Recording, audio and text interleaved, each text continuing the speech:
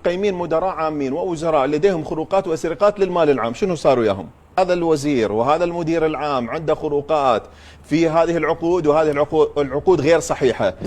العقود موجودة هنا يتعلق بعملية تزوير علنية موجودة ومشخصها ديوان الرقابة المالية، تزوير بصيغ 50 مليار، والشركة مزورة، الشركة المعنية مزورة صك ب 50 مليار، ورفع هذا التقرير. لكن قولي لي شنو صار ويا الشركة؟ شنو صار؟ راحوا تعاقدوا ويا الشركة رغم التزوير.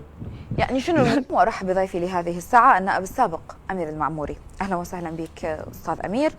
أول شيء أريدك تحطني بصورة تقرير الديوان بالقياس ويا الواقع.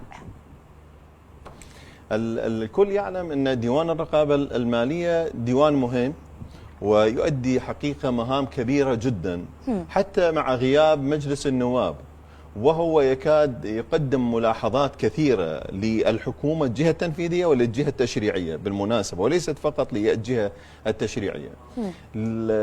ويعتمد على قانون رقم 31 سنة 2011 على شرع من قبل مجلس النواب.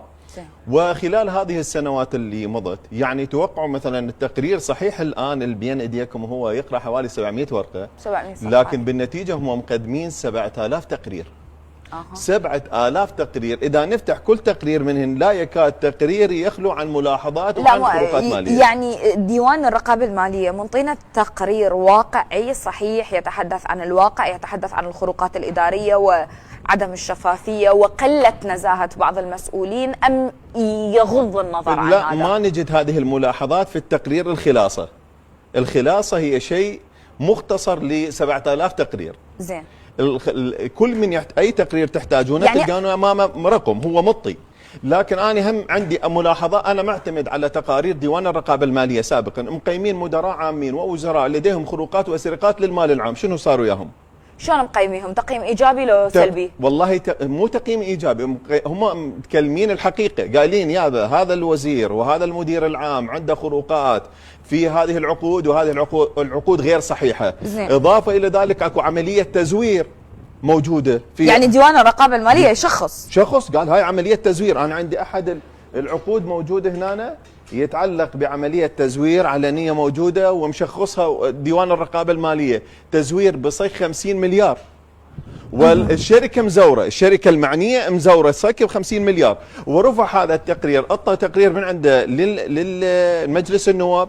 أنا بدوري عكسته علما لهيئة النزاهة، وأعطى تقرير للمحافظة بنفس الوقت. لكن قولي لي شنو صار ويا الشركة؟ شنو صار؟ راحوا تعاقدوا ويا الشركة رغم التزوير. يعني شنو من منو؟ يعني المشكلة من منو؟ هو هنا ما حد يسمع الكلام اللي موجود. عندهم تقييم لمدراء عامين، وعندهم تقييم كذلك موجود لكثير من المسؤولين، قالوا هذا المسؤول ما يصلح في هذا المكان، مو صحيح هذا وجوده، لأن هذا يهدر عنده بالمال العام وعنده خروقات 1 2 3 ما تم تغييره.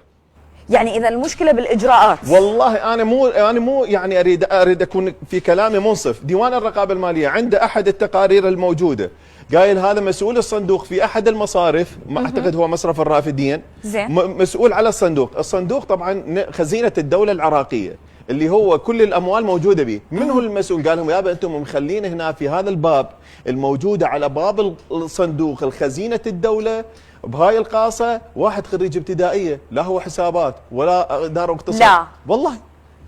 زين ديوان الرقابة المالية شخص هذا الشيء، شنو سوى؟ قال لهم وشخص، هو ما يقدر يعزل. زين. طلب من الوزارة المعنية أن تقوم بإدائها ومهامها بعزل واستبدال هذه الأشخاص. يعني أنا بدون تقرير ديوان الرقابة المالية هل من الممكن أن أجيب أحد أمنع على أموال الدولة العراقية مع احترامي للشهادات خريج ابتدائية؟ هي ما عندي بعد خريجين أنا قلت. فديوان الرقابة المالية عنده تقارير كثيرة موجودة.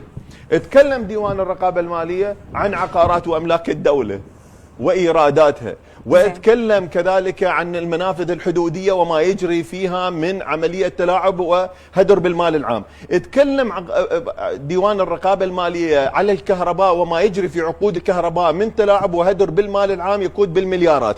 اتكلم ديوان الرقابة المالية بالكتب ووزارة التربية وما جرى فيها من تلاعب في العقود وهدر بالمال العام. اتكلم ديوان الرقابة المالية عن العقارات وأملاك الدولة العراقية في جميع المحافظات وما جرى فيها من تلاعب. اتكلم اعلن ديوان الرقابه الماليه عن الخروقات الموجوده في هيئه الاستثمار، وقال هذا ابويا مو استثمار، هذا ترى رهن اموال العراق وعقارات العراق لجهات غير اختصاص، وهدر عندكم في هذه المشاريع. زين